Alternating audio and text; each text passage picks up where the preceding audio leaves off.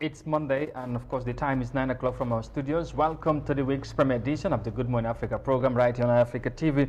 And once again, wherever you are in and around the country, thank you so very much for joining us in this Monday morning as we are back from the weekend for another brand new edition, of course, of the program that you always follow in this platform from Monday to Friday. We are here to bring you all the latest happening in the country and beyond.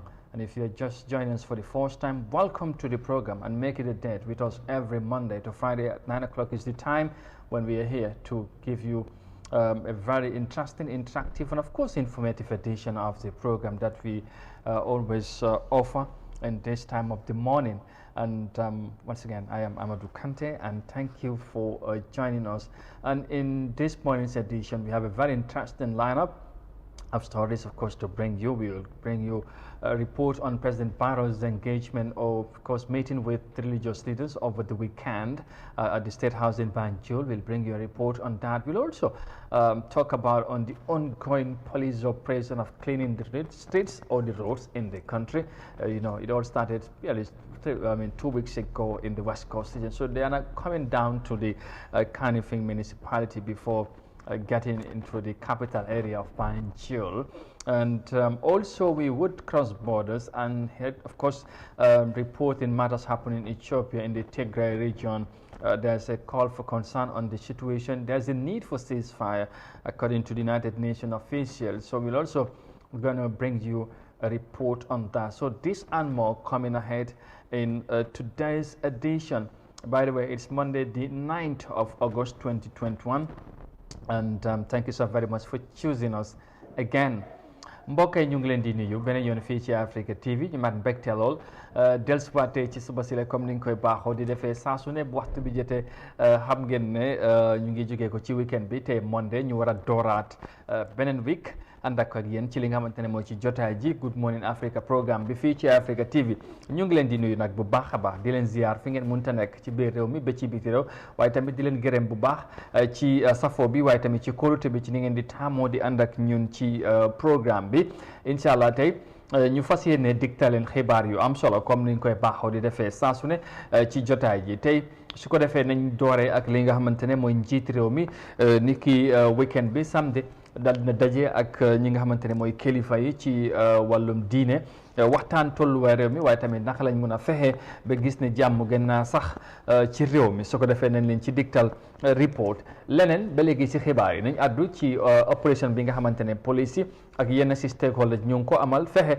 yoon yi ak tamit streets yi nga xamante ñu ngi ci biir dëkk bi ñu setal ko am na li nga xamante ne jàpp nañ ne warut a tegu ci kaw yoon bi ñu génnee ko foofu ba mu set loolu nañ ci ñëw ci kanam tuuti waaye nañ xuus tamit dem ci biti réew utali fale ci Ethiopia xam ngeen ne foofu ci Tigray region dëkk baa ngi jaxasoo xeex mi bëri na waaye nag ñi nga xamante ne mooy the United Nations wóolu nañ li nga xamante ne mooy wala bokk wóolu nañ kilifa yu fa nekk nañ fexe jàmma wala dal am ci gox boobu leen pour ñu mun a dimbale ñi nga xamante ne ñoom ñoo cee loru ci foofu ci réew Ethiopia su ko defee jàpp leen ne foofu ci Ethiopia of course nañ ci ñëw ci xibaar ak yeneen xibaar nañ ko toftal ci xibaar yi su ko defee nga jàpp ne ponk yaa ngi noonu waa ci kanam nañ ci gën a xuus bu baax a baax gën koo yaatal ñu gërëmaat leen beneen yoon su ko defee gannaaw nuyoo bi ak dalal bi ñu soobu ci biir jotaay bi dal di ko yaatal bu baax a baax incha allah. Well, viewers, again, thank you for joining us this morning, and we go straight with our first story. And we begin with this one because the Gambia Supreme Islamic Council vows to initiate measures to address the noticeable differences among leading Muslim scholars in the country by setting up committees to help foster relations among citizens. Al-Haji Mahmoud Lamin Toure, former president of the Gambia Supreme Islamic Council, made the revelation on Saturday during a convergence of religious leaders with the president. Binti Jallo tells us more of that in this report. The proposed strategy, according to Monlamin Toure, is geared towards an early response mechanism in resolving problems that could spread beyond control among believers.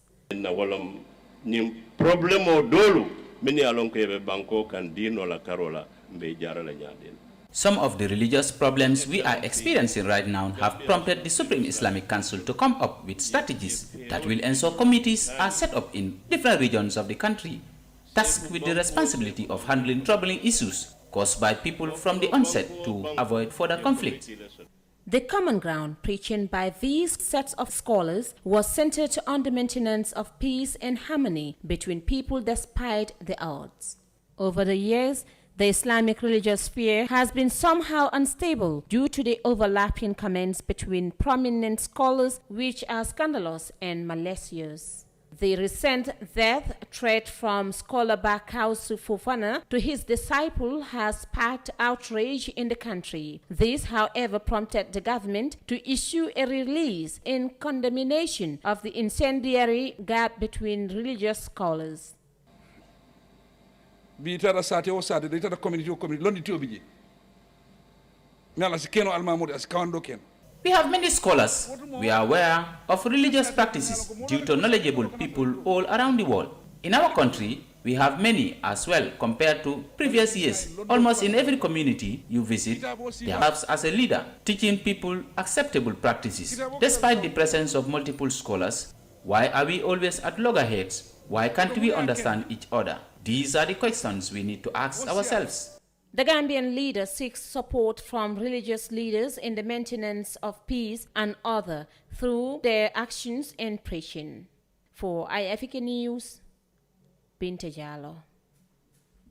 Binta Jallo reporting there as the president, of course, met with religious leaders to discuss matters happening in the country, especially in the religious context. Of course, we have some, of course, different differences between some religious scholars in the country, which is, you know, to many, is not is something that is should not be allowed to continue. So I think the meeting was meant to make sure that they discuss and try to find out ways and means to address some of those differences and issues that happen within the or between some of the you know, Muslim scholars or religious leaders in the country. And of course, as the former president of the Gambia Supreme Islamic Council highlighted during the meeting, that the council would try to come up with measures and to make sure that they set up committees, you know, in trying to address some of the concern and try to bring or to foster unity among Gambians.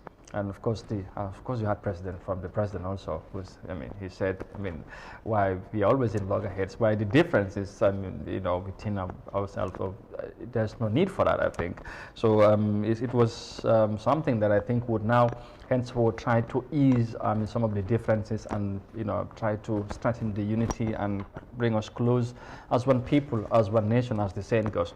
su ko defee mbokk yi mu ngi noonu njiiti réew mi président Barrow daje woon ak kilifa diine yi pour waxtaan tolluwaay réew mi waaye tamit naka la ñoo mën a fexe ba mën a dëgëral jàmm bi nga xamante ne mu ngi ci réew mi waaye tamit fexe yi nga xamante ne mooy wuute yu am xam na nag wuute yi du ñàkk waaye léegi nu moo demee xam naa ne dafay xala tey xal wala sax du génn ci suñ biir ak diine bi nu mu ko santaane ak yooyu moo tax ñu waxtaan ci noonu Supreme Islamic Council ñoom ñi nga xamante ne ñoom ñoo jiite wàllum diine ji ci réew mi wax ne daal ñoom nañ fexe indi ay pexe yi nga xamante nañ waxtaan lal ay committees fu ne ci réew mi ba jàmm ji mun a sax waaye tamit moytu yenn yi nga xamante ne mooy kaddu yu jib si diggante ñenn ci kilifa yi seen diggante réeroo ak yu mel noonu ñu mun koo moytandeku ndax loolu dafay am solo bu baax a baax ndax ci ñoom lañ yaakaar ci wàllum diine bi kilifa yi ñu teg ñi nga xamante ne mooy nit ñi ci yoon bi waaye tamit nekk li nga xamante ne mooy day gën ci réew mi waaye tamit gën ci ñëpp te am nañ yaakaar waxtaan bi dana jur li nga xamante ne mooy lu am solo wala boog jur na lu am solo bu boobaa ñoom buñ dellusiwaate nañ fexe lépp li nga xamante ne dana indi ay gàq ci suñ biir wala ci diine ji surtout ci kilifa yi nga xam ne ñoom ñoo jiite yëf yi ci réew mi ñu moytandiku ko te xam naa ne loolu dana am solo bu baax a baax gannaaw loolu ñu way wax ci leneen ci xibaar yi ba léegi. We'll move on to our next story and report on journalism matters because Premium Times Center for Investigative Journalism, Dubawa, a fact-checking platform for journalists, has wrapped up a 3-day training for 13 Gambian journalists. The training was geared to prepare journalists to tackle misinformation as well as disinformation on public platforms through investigation and reporting of accurate information. Dow files of course filed in this report. The rise in citizen journalism in the world is alarming. With disruptive practice in digital journalism, through the spreading of misinformation or disinformation for public consumption. This is what Dubawa, a fact-checking and verification platform, aims to counter with the training of journalists in the West African English-speaking countries. In partnership with the Gambia Press Union, the platform enrolled 13 Gambian journalists in response to what is known as fake news and its dissemination. Speaking at the end of the training, the Executive Director of Premium Times Center for Investigative Journalism, Mr. Dapo, underscored the importance of the fact-checking sessions.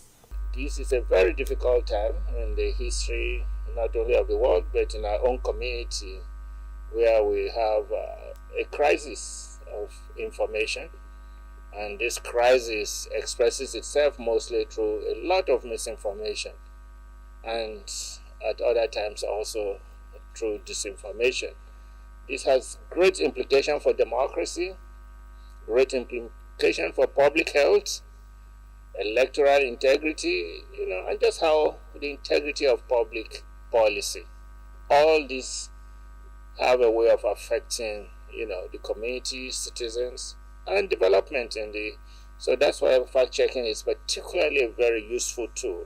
The Minister of Information and Communication Infrastructure, Ibrahim Silla, welcomes the initiation and pledged his minister's support to enhance crucial issues relating to elections and public policy. This can help a lot, and it can bring in a lot of credibility for the media fraternity. And I want to assure you that the government of the Gambia, through the Ministry of Information and Communication Infrastructure, will work with you to see that this component of journalism, which is fact-checking, is strengthened and enhanced to help the people make informed choices and decisions on crucial issues relating to election and public policy. Keba Jifang, one of the participants, highlighted the importance of the training and how it will be beneficial to him as a journalist.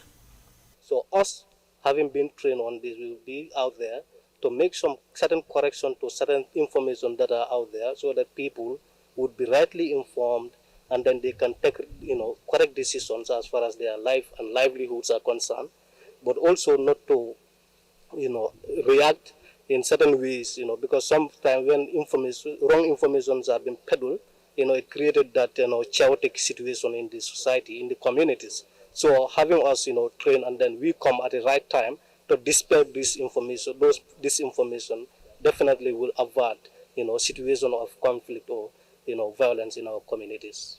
The training came at a time when the country is battling with misinformation as well as disinformation, mainly on online public platforms ahead of the December presidential election.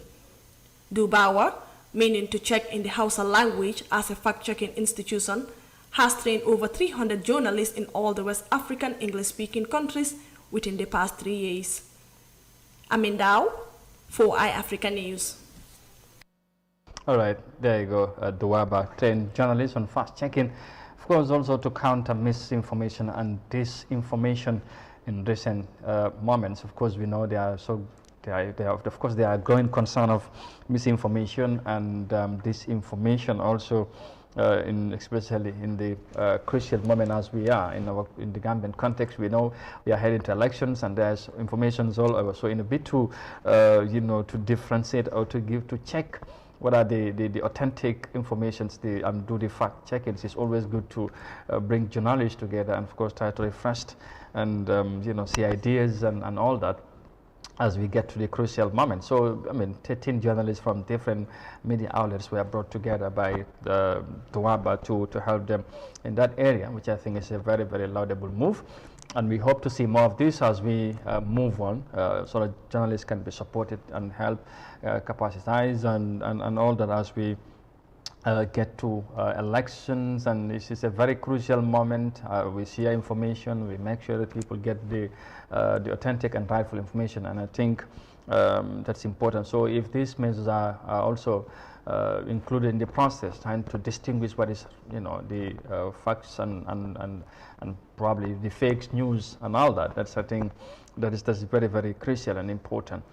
All right, so got mbokk yi mu ngi noonu, of course taskati xibaar yi ñoom ñoo daje woon tamit ci ay fan def ci lelu ci seen biir waxtaan Duwaba nag mu nekk pour daal mun naa wax ne mbootaay bi nga xam ñoom tamit dañu yëngu ci wàllum seggal li nga xamante ne mooy xibaar yi nga xamante ne dañ wér ak te wóor wutee nag ak xibaar yi nga xamante ne xam ngeen ne ci jamono xarala bi xibaar daal mun naa jógee fu nekk jib ci nit ñi wala dem ci nit ñi te léegoo-léegi pour ñu segg xam ne ndax lu wóor la am déet day jafe su fekkee nag dem nañ indi taskat xibaar yi ci tàggat leen ci loolu ñu mun a xam daal naka la ñoo mun a segg yëf yi bi xam ne lu wóor ak lu wóorut ak li déggu ak lu dégguwut foog naa ne loolu dafa am solo bu baax a baax ci ndaje bi nga xamante ne amoon na ci li nga xamante ne mooy ci fan yu génn loolu nekkoon ci lu am solo comme na ngeen ko diggee ci report bi ministre bi ak ñi nga xamante ne ñoom ñoo initier programme bi ñoom ñëpp jàpp leen ne ndaje bi am solo te fas nañ yéene pour gën ko mun a dégëral waaye tamit liggéeyandoor pour dooleel li nga xamante ne mooy programme su mel ni mu gën a taxaw te xam ngeen ne ñu ngi ci waxtaay élection yi te xibaar yi bari nañ te tamit dañ continuer di bari waaye ñun ñi nga xamante ñoom ñoo fare ci côté boobu mooy fexe nit ñi tamit jot ci xibaar yi nga xamante ne xibaar yu wérte woor day am solo bu baax a baax te tamit fexe nu ñoo gàttandoo yenn xibaar yi nga xamante ne amaana bu ñu yeggee ci askan dina am lu mu jur te du gën mooy comme niñ ko waxee ci anglais misinformation joxe xibaar yi nga xamante ne nekkul xibaar yu óor wala xamuloo nu mu demee ak yu mel noonu yooyu yëpp nekk na mbir yi nga xamante ne foog ñu bàyyi ci xel bu baax a baax mën a toogaat nafaraat saa su ne dafay am solo ci doxalin bi comme loolu ñu am na solo te am nañ yaakaar yu mel nii dina continuer di am xamaa na sax fii ak décembre waaye after loolu tamit xam naa ne liggéey bi day wéy mu continuer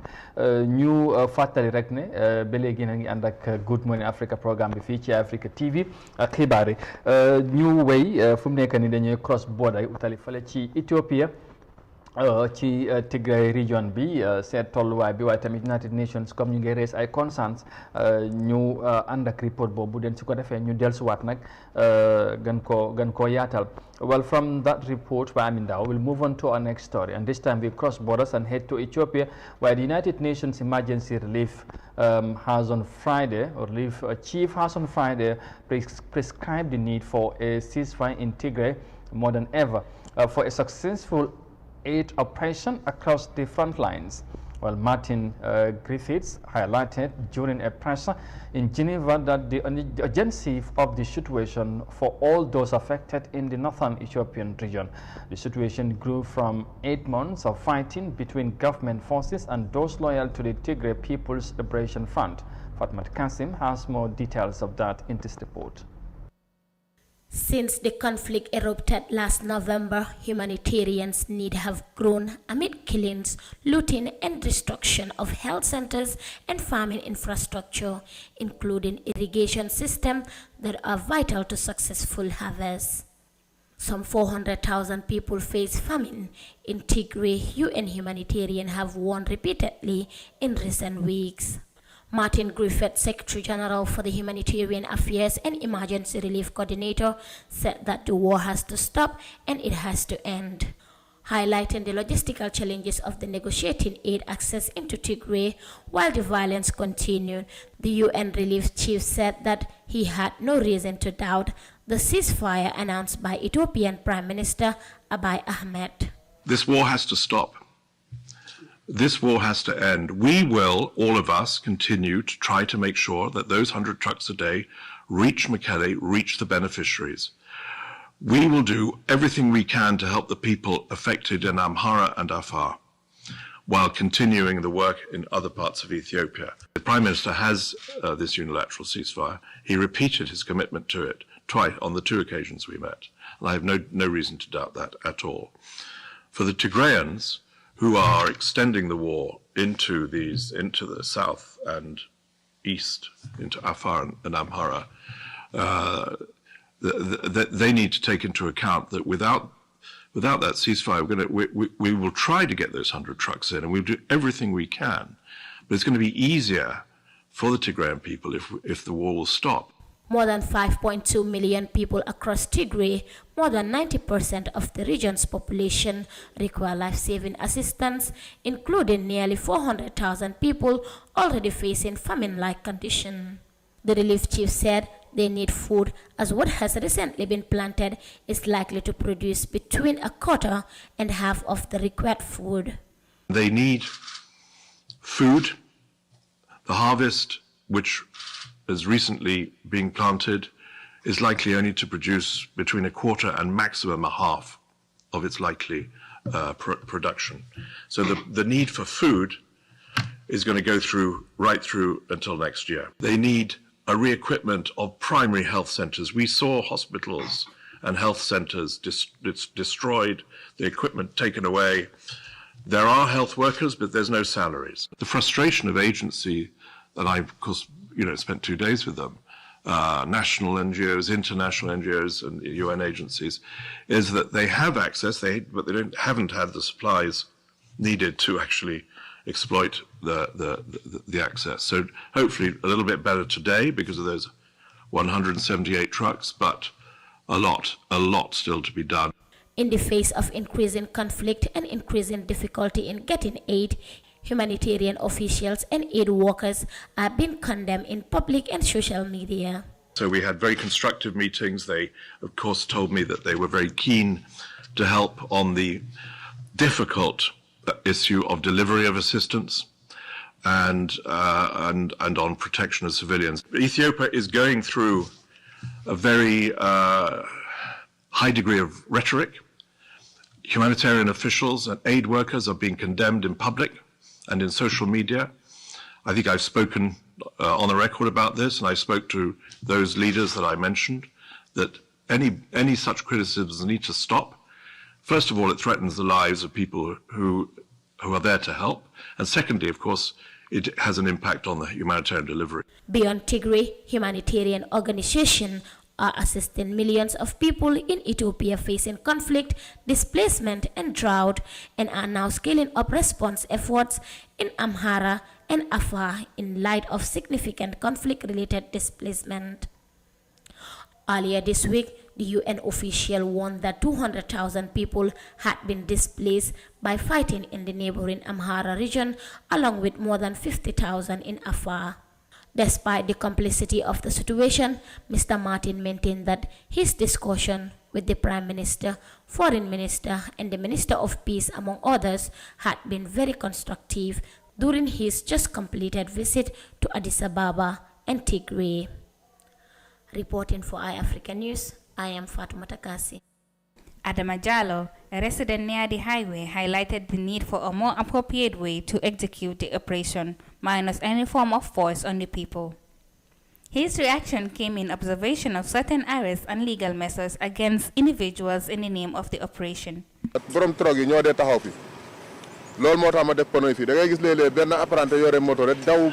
Trucks normally park here. That's why I put wheels around here, because sometimes some drivers will drive right towards people who sit beside my compound, and in order to prevent any accident, I put the wheels here. The police said I should remove it immediately, so because I don't want to push and pull with them, I agreed, because it is the government which brought this initiative. But I just wanted them to stop 40 meters away from my lands and stop their operation there. I don't want them going beyond that because my compound is outside that zone. Modusala, who runs a tire repairing shop, expressed his frustration with the operation and how he, together with his neighbors, has been subjected to arrest and detention. We remove all our materials that we put in front of our shops because they asked us to. However, the next day they came, they asked who owns the tents beside the shops, and we admitted to own it. That was the time they asked us to climb their vehicles, and we were all arrested, including my wife. Babakar Sise, a businessman at the Costa Road, explained how the operation has affected his business. There